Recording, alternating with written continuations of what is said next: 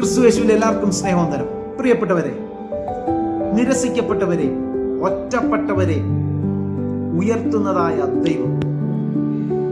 യോഹന്നാന്റെ സുവിശേഷം 4-ാം അധ്യായം 29-ാമത്തെ വാക്യം ഇപ്രകാരം പറയുന്നു: ഉറുവിനരികെ വെച്ച് യേശു സംസാരിച്ചതായ ശമരിയ സ്ത്രീ പാത്രം വെച്ചിട്ട് യേശുവിനെ പറ്റി പറയുവാൻ പട്ടണത്തിലേക്ക് ഓടി. അതിലെ 39-ാമത്തെ വാക്യം ശ്രദ്ധിച്ചു കേൾക്കണം. ഞാൻ ചെയ്തതൊക്കെയും അവൻ എന്നോട് പറഞ്ഞു. നോക്കുക, സമൂഹത്തിന് അവളെ വെറുപ്പായിരുന്നു. ആരും അവളെ കേൾക്കുവാൻ തയ്യാറായിരുന്നു.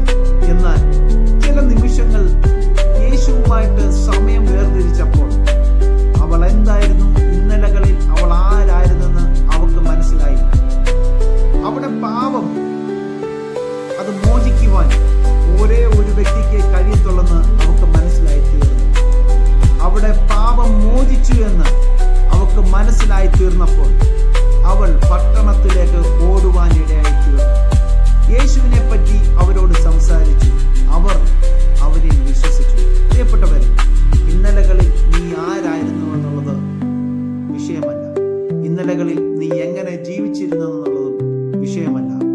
ദൈവസന്നിധിയിൽ നിന്റെ പാപങ്ങളെ ഏറ്റുപറയുവാൻ നീ തയ്യാറാണെങ്കിൽ നിരസിക്കപ്പെട്ടവരെയും ഒറ്റപ്പെട്ടവരെയും ഉപയോഗിക്കുവാൻ ദൈവത്തിന് പദ്ധതിയുണ്ട്. God bless you.